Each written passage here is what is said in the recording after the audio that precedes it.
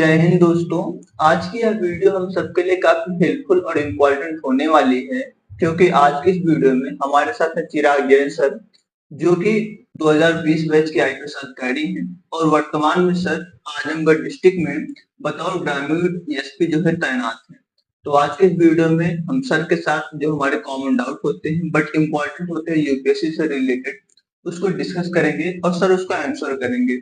तो आप भी ये वीडियो पूरा देखें ताकि अगर आपके मन में कोई डाउट है यूपीएससी से रिलेटेड तो दूर हो पाए। तो चलिए दोस्तों, हम वीडियो को बहुत लंबा नहीं करते हैं और सर के साथ अपने इम्पोर्टेंट डाउट्स को जो है डिस्कस करते हैं।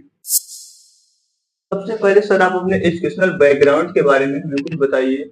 मेरा नाम चिराग जैन है। मैं भरतपुर राजस्थान का रहने वाला हूँ। मैंने अपनी शुरुआती जो स्कूलिंग है भरतपुर राजस्थान से की है। उसके बाद 11th-12th मैंने कोटा से की। कोटा से तैयारी करने के बाद मैंने एनआईटी जयपुर से अपना मैकेनिकल इंजीनियरिंग से बीटेक किया।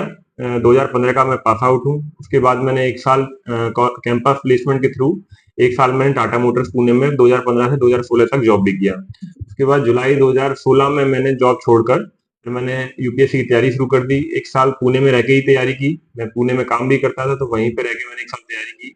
फिर मैं प्रीलिम्स क्लियर करके मैं 17 में दिल्ली आ गया तैयारी के लिए, क्योंकि बताया जाता है कि दिल्ली सबसे अच्छा सेंटर है, वहाँ पे सारे सोर्सेस मिल जाते हैं। तो मैं 2017 से फिर दिल्ली रह रहा था और फिर मैंने दिल्ली से ही तैयारी की और मेरा तीसरे प्रयास में यूपीएससी में सिलेक्शन हुआ। मेरी 160 रैंक आई थी सीएससी 2019 में और मुझे आईपीएस यूपी कैडर अलॉट किया गया। ये एक मंजिल है तो रास्ते भी होंगे और एक मेंटर भी जो मुश्किलों को आसान बना दे। नतीजे संयोग नहीं होते, दूसरों से बेहतर स्कोर होते हैं। GS Score, an institute for civil services. Good career is a process, and mentoring at GS Score is driven by primarily 2 objectives. One is empowerment and another is excellence. This is what we are known for. कामयाबी की राह पर 1000 से भी ज्यादा निशान। GS Score।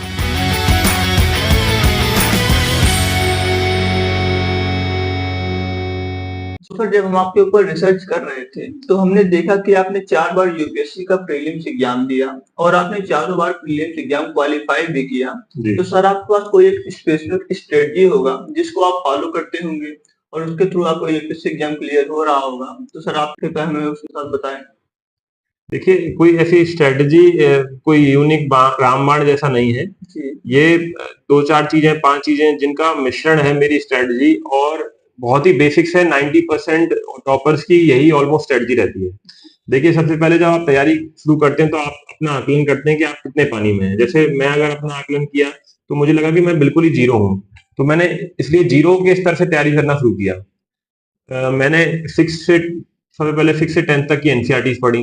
Prelims और mains की तैयारी पूरी तरह साथ में चल रही थी, क्योंकि प्रीलिम्स और मेंस को आप स्टार्टिंग में अलग नहीं कर सकते। सारी चीजें कंटेंट सेम है, केवल थोड़ा जब एग्जाम पास आने लगता है प्रीलिम्स का तब थोड़ा स्ट्रेटजी में डिफरेंस आता है। इसके अलावा पूरी स्ट्रेटजी सेम रहती है। तो मैंने 6 to 10 तक की एनसीईआरटी शुरू करी। सबसे पहले एनसीईआरटी पढ़ने के बाद मैंने 11-12 की एनसीईआरटी पढ़ी। फिर जो स्टैंडर्ड बुक्स जो सभी टॉपर ने बताई थी, मैंने 8-10 टॉपर की स्ट्रेटजी पूरी कंबाइन करके जो लिस्ट थी, बुक लिस्ट, वो मैंने कंबाइन की और मैंने अपनी बुक लिस्ट फाइनल करके, जो मैं आपको साथ भी शेयर कर दूंगा, वो बुक लिस्ट फाइनल करके फिर मैंने बुक पढ़ना शुरू किया। तो मेरी फर्स्ट रीडिंग होने के बाद मैंने फिर शुरू किया कि नोट्स बनाना शुरू किया, रिवीजन करना शुरू किया, प्रैक्टिस करना शुरू किया। तो मेरी स्ट्रेटजी में कुछ ऐसा नहीं है कि जो अलग हो बहुत, बस ये है कि जो बैक टू द बेसिक्स बोलते हैं कि बेसिक्स पे आपकी कमांड होनी चाहिए। मेरी बेसिक्स पे कमांड काफी अच्छी थी, जिसके कारण मेरे चारों अटेम्प्ट के चारों प्रीलिम्स अच्छे नंबर से क्वालिफाई हुए। 3 बार मैंने फॉरेस्ट का प्रीलिम्स भी क्वालिफाई किया। तो इससे बता सकते हैं, मुझे ऐसा विश्वास है कि आप अगर बेसिक बुक्स पे, फाउंडेशनल पे इतना स्ट्रॉन्ग मजबूत अगर पकड़ रख लेंगे तो आपको कभी प्रीलिम्स में दिक्कत नहीं होगी। सर जैसा कि आपने बताया कि आपने एनसीईआरटी बुक्स को पढ़ा है, तो सर आपके अकॉर्डिंग एनसीईआरटी बुक्स का क्या रोल होता है यूपीएससी जर्नी में?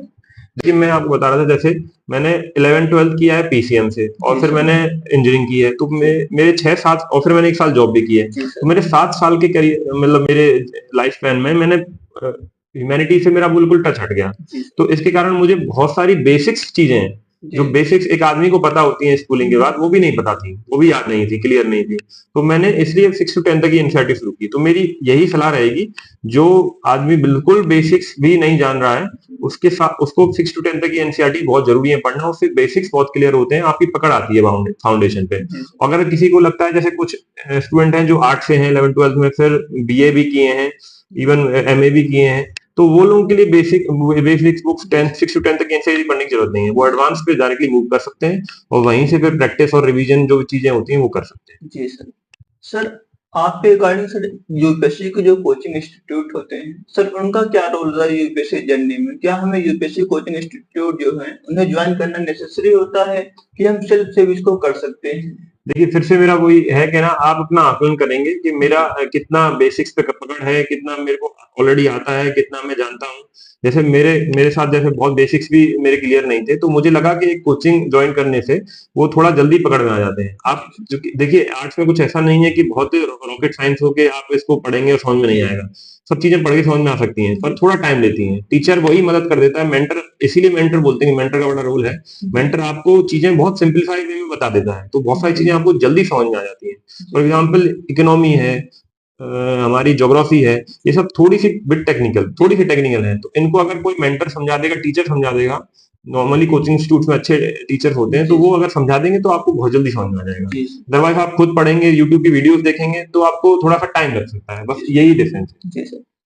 सर यूपीएससी का सर जो पीवाईक्यू होता है और सर जो टेस्ट सीरीज होते हैं सर, उनका क्या रोल होता है यूपीएससी जर्नी में? सर उनके थ्रू हमें कुछ मदद मिलती है या फिर उनके थ्रू हमें कुछ गाइडेंस मिलता है? सर आप इसके बारे में थोड़ा सा बताइए। देखिए, बहुत ही ज्यादा इंपॉर्टेंट है पीवाईक्यूज और ये अपनी मॉक टेस्ट कोचिंग्स के, क्योंकि इनके बिना ये तो हर टॉपर को भी यूज करने पड़ते हैं। इवन जो एडवांस लेवल ऑफ प्रिपरेशन कर रहे हैं उनके लिए भी ये इंपॉर्टेंट है। पीवाईक्यू से बहुत मदद इसलिए मिलती है कि आपको आइडिया लगता है कि यूपीएससी किस तरह के क्वेश्चन डिमांड कर रहा है, किस तरह की क्वेश्चंस वो अभी पूछ रहा है और किस पैटर्न पे चल रहा है, कितनी डेप्थ में हमको पढ़ना है। तो बहुत सारी मदद हमको मिलती है। जब हम इवन नॉर्मल बुक्स भी पढ़ते हैं, तो बुक्स पढ़ते टाइम कौन से क्वेश्चन आ रहे हैं, पिछली बार आए थे, ये कैसे पूछा गया, तो उससे थोड़ा सा क्वेश्चन फ्रेमिंग में भी मदद मिलती है। तो इसलिए जरूरी है कि आप पीवाईक्यूज पे ध्यान दें। और फिर मॉक टेस्ट का तो ऐसा है कि मॉक टेस्ट तो आपको स्टार्टिंग की प्रिपरेशन से लेकर लास्ट तक, जब तक आपको सिलेक्शन नहीं होता तब तक आपको करना है। इंटरव्यू आएगा तो मॉक इंटरव्यू देना है, फिर मेंस आएगा तो मॉक टेस्ट देना है, फिर प्रीलिम्स है तो फिर मॉक टेस्ट देना है। तो मॉक टेस्ट से तो बहुत आकलन ये लगता है कि आपकी प्रिपरेशन कितने स्तर पर चल रही है। मैं जब भी मॉक टेस्ट होता था तो मॉक टेस्ट लाके पढ़ने नहीं देता था, उसको फिर एनालाइज करता था कि किस टॉपिक में मेरी कमांड है, किस टॉपिक में मैं बहुत पीछे चल रहा हूँ, किस टॉपिक में मुझे प्रिपरेशन करने की ज्यादा जरूरत है, किसमें मुझे टाइम लगाना पड़ेगा। ठीक है, तो ये बहुत जरूरी है। रिव्यू करें अपनी मॉक टेस्ट करके, और छोड़ने से मतलब नहीं है। जी जी, ठीक है, ये रिव्यू करने से मतलब है। जी सर, उसको रिव्यू करने से हमें पता चले क्या चीजें हमसे मिस हो रही हैं, क्या हमें पढ़ने की जरूरत है, बिल्कुल बिल्कुल, किस पे हमें काम करना है। जी सर। सर एक चीज हमें आप ये बताइए सर, जब हम यूपीएससी क्वालिफाई करते हैं तो हम फाइनली ट्रेनिंग के लिए जाते हैं सर, वहां पर सर किस तरीके का रूटीन होता है? देखिए, ट्रेनिंग जब आप क्वालिफाई कर लेते हैं तो पहले एक फाउंडेशन ट्रेनिंग होती है 3 महीने की, जो सभी सर्विसेज के लिए कॉमन होती है मसूरी में। तो आप सुने भी होंगे लवासना। तो लवासना में सबकी फाउंडेशन कोर्स होती है, कॉमन होती है। फाउंडेशन कोर्स करने के बाद सब अपनी अपनी रेस्पेक्टिव अकेडमी मूव करते हैं। फॉर एग्जांपल, आईएएस की अकेडमी लवासना ही है तो वो वहीं रहते हैं। आईपीएस हैदराबाद चले जाते हैं। उसके बाद जो आईआरएस होते हैं अपनी एनडीटीए अकेडमी चले जाते हैं। तो सभी सबकी अपनी अकेडमी बनी है सारी सर्विसेज की, तो वो अपनी रेस्पेक्टिव अकेडमी में चले जाते हैं। हम लोग लवासना के बाद सीधे हैदराबाद आ जाते हैं। हैदराबाद में रूटीन सुबह 5:30 बजे शुरू होता है और शाम को 6:30 बजे तक चलता है। उसमें सुबह मॉर्निंग पीटी से लेके फिर उसके बाद मॉर्निंग क्लासेस, फिर आफ्टरनून में parade, firing, swimming, horse riding, ये सारी प्रैक्टिस होने के बाद फिर स्पोर्ट्स करके ऐसी चीजें होती हैं। उसके बाद कई सारे मॉड्यूल्स होते हैं, जंगल मॉड्यूल, साइबर मॉड्यूल, बहुत सारे तरह के मॉड्यूल होते हैं, अटैचमेंट्स होते हैं। इस तरह से हमारी पूरी ट्रेनिंग चलती है। लगभग 11 मंथ का फेज 1 ट्रेनिंग कंप्लीट होती है। उसके बाद हमको डिस्ट्रिक्ट में भेजा जाता है, जो हमारे कैडर्स होते हैं। तो उसमें डिस्ट्रिक्ट ट्रेनिंग बनाई जाती है, जिसमें आपका सबसे इंपॉर्टेंट पीरियड होता है एसएचओ का। उसमें 3 महीने आपको इंडिपेंडेंट थाने का चार्ज दिया जाता है। थाने का चार्ज में आप थाने में किस तरह से काम होते हैं, किस तरह से काम करवाए जाते हैं, ये आपको पता चल जाए। उसकी पूरी जो रेगुलेशंस है वो पता चलती है, नियम कायदे आप सीखते हैं उधर। उसके बाद आप फिर से थाने की ट्रेनिंग करने के बाद आप फिर से एनपीए जाते हैं फेज 2 ट्रेनिंग के लिए। बहुत शॉर्ट ट्रेनिंग होती है वो 2 महीने की, उसमें आपको केवल फीडबैक दिया जाता है कि आपने क्या क्या सीखा और उसमें किस तरह से रिफाइनमेंट करके इंप्रूवमेंट किया सकता है। फेज 2 ट्रेनिंग खत्म होने के बाद फिर हम लोग वापस अपने कैडर्स में आ जाते हैं और हमारी पहली पोस्टिंग होती है। जी सर। सर जैसा कि कई सारे लोग बोलते हैं कि अगर आप यूपीएससी की तैयारी करते हैं तो आप एक अच्छा व्यक्तित्व आपके अंदर डेवलप हो जाता है। तो सर आप इस चीज को किस तरीके से देखते हैं, मतलब ये किस तरीके से होता है? बिल्कुल, ये एकदम सही बात है, क्योंकि देखिए जब हम यूपीएससी प्रिपरेशन करते हैं तो हमको समझाया जाता है कि हमको एक मध्यम मार्ग के वो चलना है। मध्यम मार्ग में चलने से आपको दोनों पहलुओं के बारे में समझना होता है। इसका हर किसी का आप देख लीजिए, हर चीज के 2 पहलू होते हैं। हर चीज का नेगेटिव भी होंगे, पॉजिटिव भी होंगे। कोई ऐसा चीज नहीं है मना जिसका हर पॉजिटिव ही पॉजिटिव हो और किसी का कोई नेगेटिव ही नेगेटिव हो। तो हम दोनों पहलुओं को सीखना सीखते हैं, मतलब जानना सीखते हैं। अगर हम दोनों पहलुओं को जान लेंगे तो हमको समझ में आता है कि हमको किस तरह से डिसीजन लेना है मध्यम मार्ग की तरफ। तो ये लाइफ के लिए बहुत इंपॉर्टेंट है। हम लोग लाइफ में जब आगे इवन सर्विस में रहेंगे नहीं रहेंगे, लाइफ में कई बार ऐसे डिसीजन आते हैं जो हमको लेने होते हैं। तो अगर हम दोनों पहलुओं को समझें, सारे पॉजिटिव नेगेटिव सीखें, तो बहुत मदद मिल जाती है हमको कि हमको किस तरफ डिसीजन लेना है। तो इसलिए यूपीएससी हमको ये सिखाती है कि मध्यम मार्ग पे चलना, सभी पहलुओं को समझना, सभी चीजों को समझ के फिर डिसीजन लेना। तो इसलिए बहुत जरूरी है कि हम लोग यूपीएससी की प्रिपरेशन से ये सब चीजें सीखें। जी सर। सर जैसा कि आपने बताया कि आपने बीटेक किया हुआ था मैकेनिकल में, सर उसके बाद आपने जॉब भी किया 1 साल, उसके बाद आपने जॉब छोड़ दिया। जी। तो सर ये आप बताइए सर उसके बाद आपको क्या चैलेंजेस फेस करने पड़े सर यूपीएससी तैयारी के दौरान? मतलब कि आप बीटेक के स्टूडेंट थे, उसके बाद आपने ह्यूमैनिटीज को पढ़ना होगा आपको, तो सर उसके बीच में आपको क्या सर चैलेंजेस फेस करने पड़े? देखिए सबके अपने अपने चैलेंजेस हो सकते हैं। जैसे फाइनेंशियल चैलेंजेस एक बहुत बड़ा आता है। आपको तैयारी करना है, आपके पास कोई सोर्स नहीं है और आपका खर्चा बहुत हो रहा है, तो आपको फाइनेंशियल कंस्ट्रेंट एक तो आएगा। फाइनेंशियल सपोर्ट नहीं होगा तो आप उस तरह से भी बहुत परेशान रहेंगे। दूसरा, इसमें सबसे ज्यादा मोटिवेशन का इशू आता है। मोटिवेशन, क्योंकि इस एग्जाम में कई पड़ाव ऐसे आते हैं जब आपको मतलब हो सकता है कि आपके एग्जाम में मार्क्स ही ना आए, आपको ऐसा लगे कि यार कंप्यूटर मेरा इतना आगे चल रहा है, वो इतने घंटे पढ़ रहा है, मैं नहीं कर पा रहा हूँ, मेरे नंबर नहीं आ रहे हैं। तो कई बार मोटिवेशन लैग कर जाता है, तो वो आपकी ड्रेन होने लगती है एनर्जी। तो आपको लगता है कि यार मैं कैसे करूंगा। तो इस तरह के डिफिकल्ट फेजेस आते हैं इसमें। तो उसके लिए हमको बहुत जरूरी है कि कोई ना कोई मेंटर या कोई ना कोई आपको हिम्मत देने वाला हो, और अगर कोई नहीं हो तो फिर इंटरनल आपकी हिम्मत होनी चाहिए। हो सकता है कि आप 2-3 दिन का गैप ले लें, पर इतना ना डिमोटिवेट हो जाए कि आप महीने भर तक कोई पढ़ाई ना कर पाए, परेशान हो जाए और गंदी आदतों में लग जाए। तो वो बहुत जरूरी है इस एग्जाम में अगर क्लियर करना। एग्जाम रेगुलरिटी काफी इंपॉर्टेंट बहुत बिल्कुल। जी सर। आपके अकॉर्डिंग सर पेरेंट्स का क्या रोल होता है हमारी तैयारी के दौरान? वही बहुत ज्यादा रोल है। जैसे मैं जो बता रहा था अभी, मेंटर और मोटिवेटर, ये अगर आपके पेरेंट्स हो गए तब तो फिर बल्ले बल्ले है एक तरह से। अगर पेरेंट्स ही आपके मोटिवेटर हो गए, फाइनेंशियली सपोर्ट करने वाले हो गए, आपके लिए मेंटर की तरह काम कर रहे हैं, तो फिर आपको हो सकता है इस एग्जाम में कोई ना रुक पाए। तो फिर आपको होना ही क्लियर होना आपका निश्चित है। मतलब हो सकता है टाइम लग जाए, 2 अटेम्प्ट 3 अटेम्प्ट 4 अटेम्प्ट, पर एक होना बहुत जरूरी है। वो लोग फाइनेंशियली आपको सपोर्ट करते हैं, इमोशनली सपोर्ट करते हैं। अगर आपको किसी दिन लग रहा है कि यार मेरे से मोटिवेशन बिल्कुल डाउन हो रहा है, तो पेरेंट्स आपको समझाते हैं कि नहीं यार तुम लगो, तुम मेहनत करो, हम लोग तुम्हारे साथ हैं, होगा तुम्हारा जरूर होगा, क्यों नहीं होगा, तुमने सब कुछ किया है, इसके लिए सब कुछ दिया है, तो क्यों नहीं होगा। तो बहुत अच्छे मोटिवेटर की तरह। तो जैसा कि सर ने बताया कि जो पेरेंट्स का रोल होता है हमारी तैयारी में वो काफी इम्पोर्टेंट होता है। अगर पेरेंट्स हमें सपोर्ट करते हैं तो हम अपने जो प्रिपरेशन है उसमें हम डेफिनेटली जो सिलेक्शन पा सकते हैं। अगर पेरेंट्स का सपोर्ट रहा तो, अगर पेरेंट्स हमारे मेंटर बन जाते हैं तो हमें और भी ज्यादा हेल्प मिलती है। तो इसलिए पेरेंट्स को अपने बच्चों को हमेशा सपोर्ट करना चाहिए कि वो अपनी तैयारी के दौरान मतलब उन्हें बोले कि हाँ तुम कर सकते हो, तुमसे हो सकता है। तो ये चीजें अगर होती है तो काफी अच्छी बात है। तो सर जैसा कि आज संडे का दिन और उसके बाद बाकी ऑप्शन बंद रहते हैं, और जब पुलिस का काम है सर हफ्ते के 7 दिन चलता रहता है, 24/7 का वर्क होता है। तो सर आप लोग, अब मैं देख रहा था कि आप लगातार काम भी कर रहे हैं, तो सर ये किस तरीके से आप मैनेज करते हैं, मतलब कि संडे के दिन भी काम करना होता है आपको? देखिए पुलिस की जॉब इसी तरह बहुत टफ है। पर्सनल लाइफ बहुत हैम्पर होती है इसमें, क्योंकि आप क्रिमिनल के साथ हमको डील करना है। क्रिमिनल का ऐसा नहीं है कि वो संडे को घर बैठेगा, संडे को वो और ज्यादा एक्टिव हो जाएगा। तो इसलिए हमको 24/7 अपने को टो पे रहना पड़ता है, कभी भी हो सकता है। पर अगर हमारी प्रोफेशनल लाइफ बहुत एफिशिएंट है, हम लोग एफिशिएंटली रेगुलेट कर रहे हैं, तो हम लोग फिर उसमें फिर टाइम निकाल लेते हैं। हम अगर अपने सबऑर्डिनेट्स को सही इंस्ट्रक्शन दे रहे हैं, सही टाइम पे इंस्ट्रक्शन दे रहे हैं और काम सही से करवा रहे हैं, तो बहुत समस्या नहीं आती है। हो सकता है हमको संडे को टाइम ना मिले, लेकिन हम लोग वीक डेज में उनमें हम लोग अपना टाइम निकाल के कभी कभी निकाल के परिवार को देते हैं और अपने पर्सनल डेवलपमेंट के लिए देते हैं। कोशिश ये करते हैं कि क्योंकि सुबह के टाइम थोड़ा सा टाइम मिल जाता है, तो कोशिश ये करते हैं कि सुबह के टाइम परिवार को दे दिया जाए, अपनी पर्सनल हेल्थ को दे दिया जाए, जिम या फिर रनिंग कर ली जाए, ये सबसे इम्पोर्टेंट है, ये काम कर लेते हैं। रात में थोड़ी सी गश्त हमको करनी पड़ती है, इसलिए रात में थोड़ा लेट हो जाता है ऑफिस आवर्स, पर हम लोग कोशिश करते हैं कि वीक डेज में इसको कंपनसेट कर लें।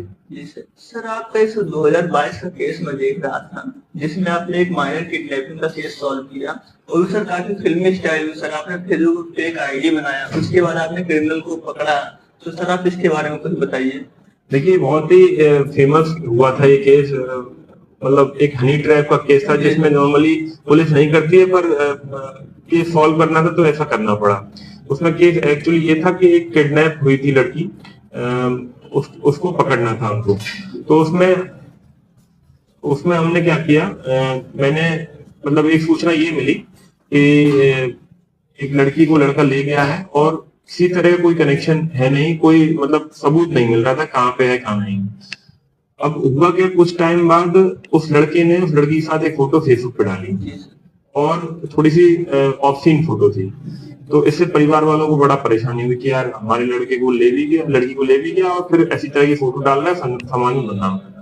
तो बहुत बड़ी समस्या मतलब उनके परिवार में गांव में हो गई। तो वो लोग फिर आए कि सर हमारी लड़की ले चल भी गया है और फिर उसके बाद फेसबुक पे इस तरह के कमेंट और इस तरह की पोस्ट कर रहा है। तो तब मैं एक्टिव हो गया, एक फेसबुक की फेक आईडी लड़की की बनाई और उस लड़की की उसी को उस फेसबुक वाली लिंक पे जिसने उसने पोस्ट डाला था उस लड़की का, उसी मैसेज किया, हाय हेलो किया, लड़की की आवाज में बात भी की, रिकॉर्डिंग भी भेजी उसको। तो वो उस जाल में फंस गया। हमने बहुत सारे दिन तक बात की, 3-4 दिन तक बात करने के बाद तब उससे नंबर मांगा। मोबाइल नंबर जैसे ही मिला उसका, वैसे ही लोकेशन लिया, उसका पूरा डिटेल निकाला और उसको फिर मुंबई से दबोच किया। अब एक कमेंट आया था मेरे पास कि सर जो इंग्लिश मीडियम के स्टूडेंट होते हैं उनके पास करंट अफेयर के लिए काफी ज्यादा रिसोर्सेज होते हैं, जो न्यूज़पेपर्स होते हैं वो इंग्लिश में आते हैं सर, जो अच्छे न्यूज़पेपर्स होते हैं। तो सर जो हिंदी मीडियम के स्टूडेंट हैं सर, उनको करंट अफेयर कहाँ से पढ़ना चाहिए? हिंदी मीडियम वालों के लिए देखिए, अब मुझे लगता है कि अब तो ज्यादातर, क्योंकि हिंदी मीडियम के स्टूडेंट भी बढ़ रहे हैं और ज्यादातर कोचिंग्स अपना मटेरियल हिंदी में भी अवेलेबल करा रहे हैं। मैंने देखा है कि अब तो हिंदी के मीडियम के 3-4 कोचिंग्स हैं जो अवेलेबल करा रहे हैं। तो मेरे हिसाब से तो अब और अच्छी कोचिंग भी अवेलेबल करा रही है, सारी जो बिगर कोचिंग जिनको बोला जाता है सो कॉल्ड, तो वो भी अब अवेलेबल अपने रिसोर्सेज करा रहे हैं। थोड़ा सा डिफिकल्टी इसमें आता है कि जो एक्स्ट्रा सोर्सेज हैं और जो एक्स्ट्रा बुक्स हैं जो नॉर्मली इंग्लिश मीडियम में अवेलेबल है वो नहीं मिल पा रहे हैं। तो उसकी वजह से कहीं ना कहीं थोड़ा सा ज्यादा मेहनत हिंदी मीडियम वालों को करनी पड़ती है अपने सोर्सेज खुद बनाने के लिए।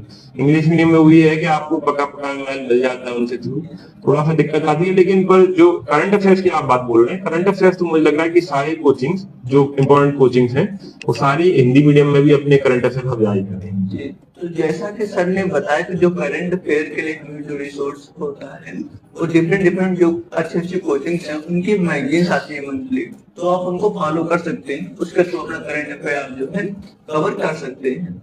तो सर एक चीज और सर हमें आप बताइए कि सर हम लोग को लगभग सुनने को मिलता है कि एज अफसर सर हमें मेनी कम्प्रोमाइज करने होते हैं, जैसे कुछ जो है पॉलिटिकल लीडर्स के साथ सर कम्प्रोमाइज करना होता है, उनका कुछ काम होता है वैसा करना।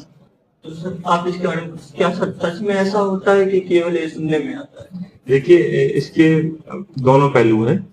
ये पर्सनली डिपेंड करता है ऑफिसर्स के ऊपर भी, वो किस तरह के डिसीजन लेना चाहते हैं। आप दोनों तरह के ऑफिसर्स हैं, कुछ ऑफिसर हैं जो लैक ऑफ इंटीग्रिटी वाले हैं, कुछ इंटीग्रिटी वाले हैं। इसमें साफ है कि अगर आपको अपने पर्सनल फेवर्स चाहिए, मुझे ये पर्टिकुलर पोस्टिंग चाहिए, यहाँ पर्टिकुलरली यहाँ पे मुझे जाना है, इस काम करना है, तो फिर आपको फेवर्स भी करने पड़ेंगे क्योंकि अल्टीमेटली वो आपको ही पोस्ट करेंगे तो आपको उनके भी काम करने पड़ेंगे। फिर अगर आप ऐसे हैं कि मुझे आप कहीं भी भेज दीजिए, मुझे जो काम करवाना करवाइए, जिस भी पोस्ट पे करवाना करवाइए, so called less important post पे भी आप रखिए, मुझे कोई दिक्कत नहीं, तो आपको कोई कॉम्प्रोमाइज नहीं करना। अगर आप उनके काम नहीं करेंगे, हो सकता है वो आपको ट्रांसफर कर दे, नहीं कर सकते हैं तो वो बस, तो ये आपके ऊपर है, पर्सनल ये कॉल है। जी सर एक चीज और सर आप हमें बताइए कि सर अगर हमें यूपीएससी सर क्वालिफाई करना है तो सर आपका एक सर रूल है सर यूपीएससी पीएनआर, तो सर आप इसके बारे में थोड़ा सा बताइए। देखिए वो जैसे हम निमोनिक्स याद करने के लिए बनाते हैं यूपीएससी में, मैंने भी स्ट्रेटजी के लिए एक निमोनिक्स बना रखा है। वही चीजें हैं जो मैं नॉर्मली बताता हूँ। यूपीएससी पीएनआर का फुल फॉर्म इसी तरह है कि प्रीवियस पेपर है, सिलेबस है, कॉपीज ऑफ टॉपर्स है, प्रैक्टिस, नोट्स एंड रिवीजन। यही एलिमेंट है जो नॉर्मली प्रिपरेशन में चाहिए होते हैं। प्रीवियस पेपर आपको पढ़ने होते हैं, सिलेबस आपको यूपीएससी का मेंस का मेनली देखना होता है। कॉपीज ऑफ टॉपर्स में इसलिए बोलता हूँ क्योंकि कई सारी चीजें समझ में आ जाती हैं टॉपर्स कॉपी देख के आपको वेबसाइट से, कि हाँ इसमें किस तरह से टॉपर ने आंसर लिखा था, किस तरह से प्रेजेंट किया था, क्या कंटेंट डाला था, कहाँ डायग्राम डाला था, कहाँ डाटा डाला था, तो ये सब चीजें आपको दिख जाती हैं। दूसरी बात, आप उससे एक्सट्रैक्ट भी कर सकते हैं, अपने नोट्स में निकाल सकते हैं। और फिर practice, notes and revision PNR. तो यही 3 एलिमेंट हैं जो सभी प्रिपरेशन का मूलभूत आधार है, कि प्रैक्टिस करना, रिवीजन करना और नोट्स बनाना। इसी से आपको सर एक चीज हमें और देखने को मिलता है सर, जो आम जनमानस है सर वो पुलिस से काफी डरते हैं, तो सर ये डर कहाँ तक सर जरूरी है, और सर ये डरना चाहिए कि नहीं चाहिए? देखिए पुलिस क्रिमिनल के साथ डील करती है और अपराध व्यवस्था को सुनिश्चित करने के लिए होती है, तो उनको थोड़ा सा टाइट भी होना होगा, क्योंकि क्रिमिनल के साथ डील कर रहे हैं तो क्रिमिनल तो ऐसे है नहीं सही सीधे साधे लोग, वो अपने तरह से डील करते हैं, तो पुलिस को कई बार टाइट होना पड़ता है। और कम्युनिटी पुलिसिंग जब से हम लोगों ने बढ़ाई है, तब से एक कम्युनिटी का साथ भी हम लोग जोड़ रहे हैं, जिसमें हम लोग पीस कमेटी मीटिंग करते हैं, वॉलंटियर्स के साथ मीटिंग करते हैं, तो एक सॉफ्ट एंगल भी दोनों है। तो दोनों एंगल बहुत जरूरी है पुलिस में। पुलिस बहुत ज्यादा सॉफ्ट नहीं हो सकती, अदरवाइज अपराधी उसी तरह से हावी हो जाएंगे। इसी तरह बहुत ज्यादा हार्ड भी नहीं हो सकती, क्योंकि फिर लोग आना बंद हो जाएंगे पुलिस के साथ।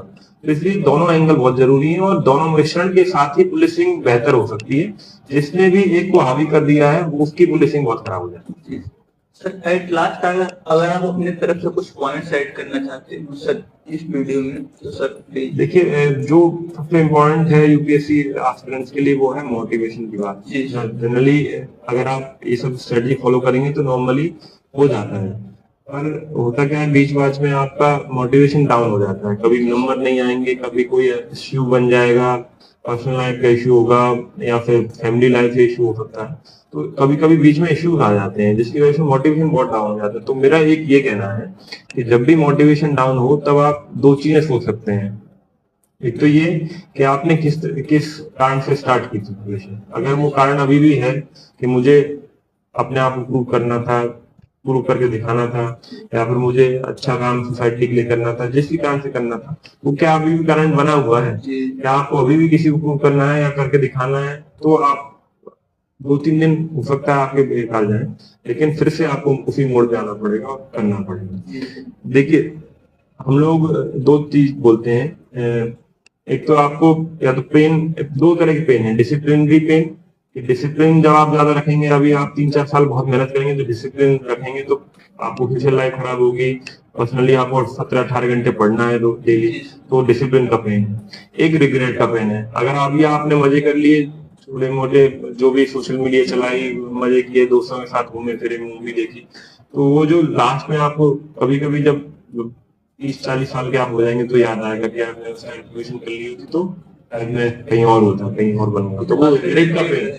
रिग्रेट जो पेन है वो बहुत हैवी रहेगा, वो बहुत ज्यादा साल के रहेगा। ये 4-5 साल रहेगा, ज्यादा से ज्यादा 5 साल वो रहेगा, लेकिन आगे के 30-35 साल। तो इसलिए आपको ये चूज करेंगे तो हमें आपसे बात करके काफी अच्छा लगा। हम उम्मीद करते हैं कि जो एस्पिरेंट आपको देख रहे होंगे उनका भी कुछ हेल्प हो पाया होगा, उनके जो डाउट्स हैं वो भी दूर हो पाए होंगे। साथ ही साथ अगर आप लोग के मन में अभी भी कुछ डाउट्स हैं तो कृपया आप कमेंट करें, ताकि हमें वो डाउट्स पता चल सके और हम उसका आंसर कर सकें। और साथ साथ आपको ये वीडियो कैसी लगी हमें भी ये कमेंट बॉक्स में बताएं। अगर वीडियो अच्छी लगी हो तो कृपया वीडियो को लाइक करें, चैनल पर नए तो सब्सक्राइब करें, क्योंकि हमारे चैनल पर ऐसी इन्फॉर्मेटिव वीडियो समय से आती रहती है।